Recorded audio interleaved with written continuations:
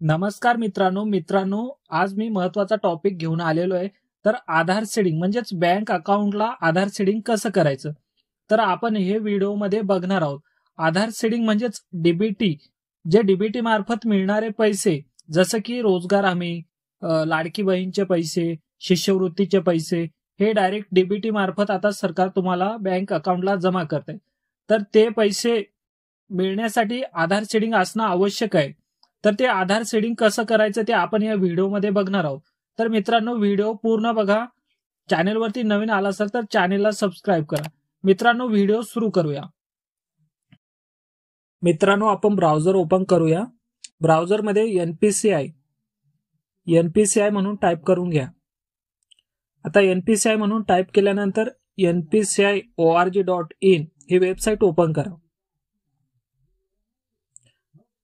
आता तुम्हाला इथे 4 ते 5 ऑप्शन दिसतील. त्याच्यातला 2 नंबरचा ऑप्शन निवडा, कंझ्युमर म्हणून. आता त्याच्यातील परत शेवटचा ऑप्शन, भारत आधार सीडिंग इनेबलर बेस, हा ऑप्शन निवडा. आता आपल्याला आधार सीडिंग करायचंय. तर आधार सीडिंग जो 2 नंबरचा पर्याय, आधार सीडिंग डिसीडिंग, तो ऑप्शन निवडा. तो ऑप्शन निवडल्यानंतर एंटर युअर आधार नंबर म्हणजेच आधार नंबर टाकून घ्या आपला. आधार नंबर टाकून झाल्यानंतर इथे परत पर्याय येतो, सीडिंग आणि डिसीडिंग. त्याच्यातून आपल्याला सीडिंग करायचं तर सीडिंग निवडून घ्या.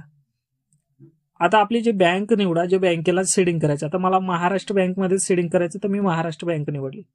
आता तुम्हाला प्रथम म्हणजे पहिल्यांदा जर सीडिंग करताय तर फ्रेश सीडिंग, आणि जर तुमचं जर समजा एकाच बँकमध्ये अकाउंट आहे पण तुम्हाला त्याच्यात दुसऱ्या अकाउंटला सीडिंग करायचं तर तुम्ही दुसरा पर्याय निवडा. आणि जर तुमचं जर एखाद्या दुसऱ्या बँकेचं अकाउंट आहे आणि ते दुसऱ्या अकाउंटला सीडिंग करायचं तर तुम्ही तिसरा पर्याय निवडा. पर्याय निवडल्यानंतर खाली तुम्ही अकाउंट नंबर टाका. आता ज्या अकाउंटला आधार सीडिंग करायचंय तर त्या 2 ठिकाणी तुम्ही अकाउंट नंबर भरून घ्या. एकच अकाउंट नंबर टाका. अकाउंट नंबर टाकल्यानंतर कन्फर्म अकाउंट नंबर म्हणून डबल भरा. आता अकाउंट नंबर टाकून झाल्यावरती खाली टिक करा आणि माहिती व्यवस्थित चेक करून घ्या. माहिती चेक करून झाल्यानंतर खाली कॅप्चा फिल करा. आता कॅप्चा भरून झाल्यानंतर सबमिट बटनावरती क्लिक करा. आता ऍग्री अँड कंटिन्यू म्हणून पुढे जा.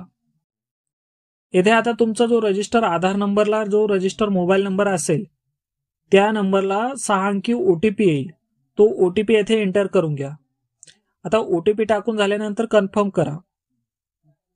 आता आपल्याला पुढे असा एक इंटरफेस येईल. आता तुम्हाला दाखवतंय की पुढे कन्फर्म करा. आता कन्फर्म करून झालेले आहे. तर आधार सीडिंग होण्यासाठी प्रोसेस झालेली आहे. तर आता ते पुढील 48 तासात तुम्हाला स्टेटस कळेल की आधार सीडिंग झालेलं आहे की नाही. मित्रांनो, व्हिडिओ आवडला असेल तर व्हिडिओ लाईक करा आणि चॅनेलवरती नवीन आला असेल तर चॅनेलला सबस्क्राईब करा. धन्यवाद मित्रांनो. जय हिंद, जय महाराष्ट्र.